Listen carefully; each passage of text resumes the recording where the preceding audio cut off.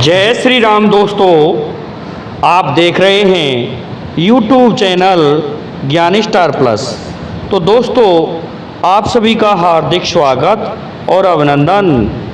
दोस्तों, आज हमने कमेंट चुना है श्रीमान मेवालाल कुशवाहा जी का, और ये लिखते हैं, एक करा दो सिंगों को घेरे, मूसो घेरे बिल्ली, एक अचंबा हमने देखा, गज घेरे गिजाई।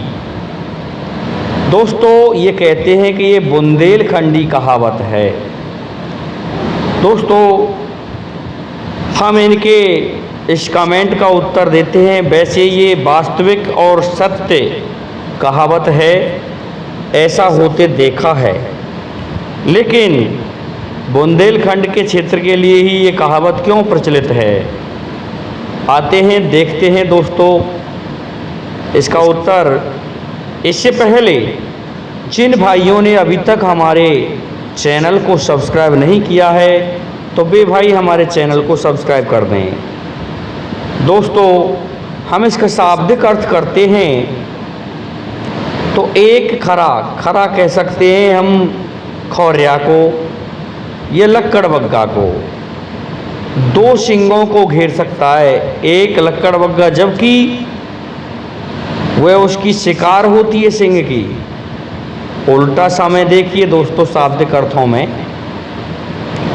बिल्ली घेरे मूसो घेरे बिल्ली। और जो मूसा अर्थात जिसे चूहा कहते हैं, उसको बिल्ली खाती है, लेकिन समय उल्टा आया कि चूहों ने बिल्ली को ही घेर लिया। और एक अचंबा हमने देखा, गज घेरे गिजाई। गिजाई के या चेंटी दोस्तों, ये गिजाई बरसात के समय में देखने को मिल सकती हैं। तो गज कहते हैं हाथी को। हाथी को एक गिजाई या गिजाइयों का झुंड या चींटियों का झुंड घेर सकता है, जबकि चींटी कितना सा या गिजाई कितना सा जीव होता है जो कि हाथी के पैर पड़ने से ही समाप्त हो जाए। दोस्तों, ऐसा बुंदेलखंड में हुआ। बुंदेलखंड वीर भूमि है। ये खंड ये आला की कर्म भूमि रहा है। आल्हा उदल जो वनाफल थे, ये उनकी कर्म भूमि रहा था। तो महोबा का एक समय ऐसा आ गया उल्टा कि होता क्या है, जेठ के दशहरे का पर्व था, जिसे गंगा दशहरा कहते हैं। दोस्तों, उस गंगा दशहरा पर जब वीर उदल ने ये सुना कि गंगा दशहरा पर यदि कोई स्नान कर लेता है तो ये बहुत बड़ा पर्व है। इधर से उनकी भाभी थी, जो आला की पत्नी थी, मछला देवी। मछला देवी भी यही कहती है कि हम भी स्नान करने के लिए चलेंगे गंगा जी पर। दोस्तों, इंदल हरणा आपने आराम से सुन रखा होगा। होता क्या है, वीर आला से उदल कहता है, भैया मुझे गंगा स्नान के लिए जाना है, लेकिन आला मना कर देता है और कहता है कि नहीं वीर उदल, तुझे नहीं पता है, बामनगढ़ों से हमारा बैर है। ऐसा है, तू गंगा स्नान के लिए मत जा, मैं तुझे समझाता हूँ। क्योंकि साथ में तुम्हारे में माहिल जाएगा जो चुगलखोर है, चुगली करता है, और तू मर जाएगा तो भी ये सूचना नहीं देगा तेरी। इसलिए हे वीर उदल, तू मत जा। लेकिन साथ में मछला भी कहती है कि मैं भी जाऊंगी। दोस्तों, अनुमति ले लेती है वीर आला से मछला। तो मछला और उदल जो दोनों जा रहे थे। वीरों का काम होता है धौंसा बजा करके निकलना। दोस्तों, धौंसा बजा करके निकल रहे थे कन्नौज में होकर, कन्नौज पड़ती है उससे पहले, उस कन्नौज से गुजर रहे थे तो माहिल ने जाकर के चुगली कर डाली और यही कहा था, एक खरा दो सिंहों को घेरे, मूसो घेरे बिल्ली। एक अचंबा हमने देखा, गज घेरे गिजाई। हे महाराज जयचंद, ये कितना बुरा समय आ गया। माहिल कहने लगा कि आपके यहाँ होकर के, तौसा बजा करके ये टुकड़े खोर गुलाम बनाफल निकल रहे हैं, इनकी इतनी बड़ी हिम्मत। ये तो वही कहावत हो गई महाराज कि जो शिकार होती है सिंह की, खरा, वह खरा जानवर दो दो सिंहों को घेर रहा है और मुंह से कहीं बिल्ली को घेरते देखें। देखो जो भोजन होता है, और देखो ये कर क्या रहे हैं, ये आपको घेर रहे हैं, आपके यहाँ होकर धौंसा बजा कर निकल रहे हैं। इस प्रकार से माहिल ने भड़का दिया दोस्तों महाराज जयचंद को। महाराज जयचंद का एक पुत्र था जिसका नाम था लाखन। लाखन कहने लगा, मैं किसी को मेरी सीमा से धौंसा बजा कर नहीं निकलने दूंगा। चला जाता है और वीर उदल को घेर लेता है। अब वीर उदल से ये कहावत वहाँ जाके दोहरा दी। माहिल ने कह दिया कि एक खरा दो सिंहों को घेरे, गजब हो रहा है। इस तरह तुच्छ गीदड़ा भी कहे, मैं मारू सिंह शिकार। अरे ये तुच्छ सा राजा जयचंद है जो ये कह रहा है कि मैं भी सिंह की शिकार करूंगा। ऐसा कर तू उदल, इसको तू समाप्त कर दे। दोस्तों बताया जाता है कि महाराज जयचंद की बहन उदल की जो माँ थी देवला देवी, वो महाराज जयचंद की पुत्री थी, बहन थी। इसलिए ये मामा फूफी के लगते थे उदल, और उधर से लाखन। तो लाखन को भड़का दिया था जयचंद महाराज के पुत्र को। दोस्तों दोनों पहुंच जाते हैं और कहता है लाखन उदल से कि यहाँ होके कोई धौंसा बजा के नहीं निकलता है। लेकिन उदल ने उल्टा जवाब दिया कि तेरी क्या हिम्मत है लाखन, ऐसा है चला जा वापस, ये धौंसा इसी तरह से बजेगा। लेकिन उसने जब कह दिया कि टुकड़े खोर गुलाम, तुझे शर्म नहीं आती, तू कन्नौज में होके धौंसा बजा के निकलेगा। तो दोस्तों दोनों में युद्ध हो जाता है। उदल ने उठा करके पटक दिया है लाखन को, और जब उदल काटने लगता है उसी समय बताते हैं कि इनका एक मामा था मकरंद। वह मामा मकरंद नरवरगढ़ का था। उसको पता लग जाता है और वह कहता है, अरे उदल, तुमने तो तुम्हारी फूफी का ही लड़का मार डाला। कहने लगा, मुझे नहीं पता था, मुझसे तो माहिल ने चुगली की थी। दोस्तों दोनों उसी दिन से पगड़ी पलटा यार बन जाते हैं और उदल पहुंच जाता है गंगा दशहरा पर गंगा स्नान करने के लिए। वहाँ देखता है कि पृथ्वीराज चौहान के तम्बू गड़े हुए थे। पृथ्वीराज चौहान का 9 लाख दल था दोस्तों। उसमें 9 लाख हाथी थे, 9 लाख सैनिक थे, 9 लाख घोड़े थे। इस तरह से 9 लाख दल का छत्र कहलाता था। उस छत्र को उदल ने काटना चाहा। उदल ने कहा कि इस स्थान पर झंडा गड़ेगा तो महोबा वालों का गड़ेगा, बुंदेलखंड के हैं हम। दोस्तों, उस स्थान पर तम्बुओं को उखाड़ उखाड़ के वीर उदल ने फेंक दिया है। देखा, कहने लगा कि ये तो गंवार लड़का है, इसमें 2 से 10 हाथी का बल है। पृथ्वीराज समझदार राजा था, इससे मैं क्या युद्ध करूं? ऐसा सोच करके पृथ्वीराज अपने झंडों को उखाड़ के वहाँ से चला जाता है। कहता है, लो भाई, इस स्थान पर तुम ही स्नान कर लो उदल, मैं तुमसे युद्ध नहीं करना चाहता। चला जाता है, लेकिन दोस्तों बड़ी प्रलय पड़ती है कि साथ में जो मछला गई हुई थी वो ले गई थी वीर इंदल को भी। वीर इंदल उस समय 11 वर्ष का था। स्नान करने के बाद राजाओं के शौक कुछ अलग हुआ करते थे। इस कारण से उस गंगा में नौका विहार के लिए जा रहे थे।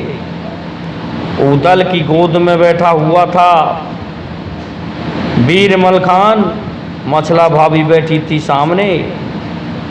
और दोस्तों, उस स्थान पर चित्ररेखा नाम की एक लड़की आती है जो कि जादूगरनी थी, वल्क बुकारे की थी। दोस्तों, कहते हैं कि वो बंगाले से आई थी। दोस्तों, बंगाला इधर का क्षेत्र है जहाँ पर कामाख्या देवी का मंदिर है, उसे पूर्व में बंगाला कहा जाता था। उस बंगाले की चित्ररेखा वीर इंदल की सुंदरता को देखकर उसको जादू से अपहरण कर ले जाती है। जब देखा कि कहीं गंगा में तो नहीं बह गया, कहीं नाव से इस गंगा में तो नहीं सुटक गया, कहाँ गया वीर इंदल। दोस्तों, जब तक वीर उदल वापस आते हैं, वीर उदल और मछला, तब तक माहिल पहुंच जाता है।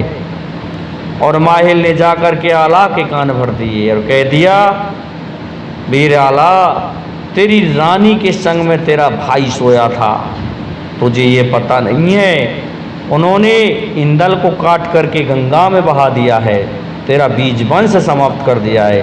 दोस्तों, आला क्रोधित होता है। जैसे ही वीर उदल आता है, उसे हथकड़ियों का आदेश दे दिया जाता है। जल्लाद उसकी हथकड़ी लगा रहे हैं, बंधता जा रहा है और पिट रहा है उदल। लेकिन होता क्या है, उसी समय उसकी माँ जो थी, उसने देखा दिवला देवी ने कि इतना बलशाली मेरा उदल इस तरह से पिट रहा है। कहने लगी, वीर उदल, तूने तो मेरा दूध लजा दिया।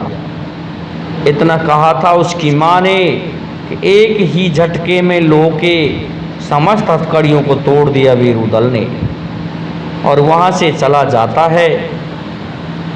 वीर उदल पहुँच जाता है अपने साले मकरंद के पास में और मकरंद से कहता है कि वहाँ जाकर के एक कुएं पर बैठ जाता है। दोस्तों, उस समय वीर उदल की हालत खराब थी। कोई अच्छे वस्त्र नहीं, राजसी वस्त्र नहीं थे, क्योंकि वह तो जल्लादों ने उसकी पिटाई की थी। मुंह पर धूल छाई हुई थी, शोक छाया हुआ था वीर इंदल के खो जाने का।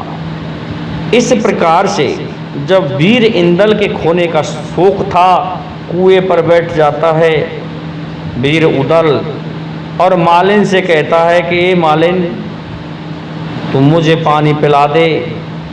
कहने लगी, चल चल, तू कौन है? लेकिन उदल कहता है कि ए मालिन, उस दिन को भूल गई जिस दिन मैंने तेरा घर मोहर असरफियों से भर दिया था। अरे, मैं वीर उदल हूँ कि तू हो ही नहीं सकता। उदल तो इतना बलवान था कि वह जब आता था तो आकाश में धूल छा जाया करती थी। तू कैसा उदल है कि नहीं, मेरे पर विपत्ति पड़ गई है, तू जाके मेरे साले मकरंद से कह दे। दोस्तों, मकरंद से मालिन ने कहा तो आता है। मकरंद देखता है, ये क्या हाल है तुम्हारा। जब ये देखता है तो सारे व्यथा अपनी पूरी कह देता है उदल। तो दोस्तों, बताया जाता है कि वीर मकरंद की माँ जो थी वह कामाख्या देवी की भक्त थी उसने देवी का ध्यान लगाया और देखा कि बल्क बुखारे की चित्तर रेखा वीर इंदल का अपहरण करके ले गई है। दोस्तों, मकरंद और उदल दोनों चल देते हैं, पहुंच जाते हैं बल्क बुखारे में। उधर उसको तोता बना रखा था चित्ररेखा ने।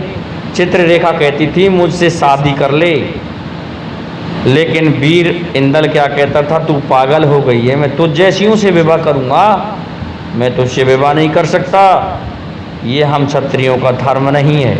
लेकिन दोस्तों, उस स्थान पर जोगी का वेश बना करके गए थे, जोगी पर जादू नहीं चलता है।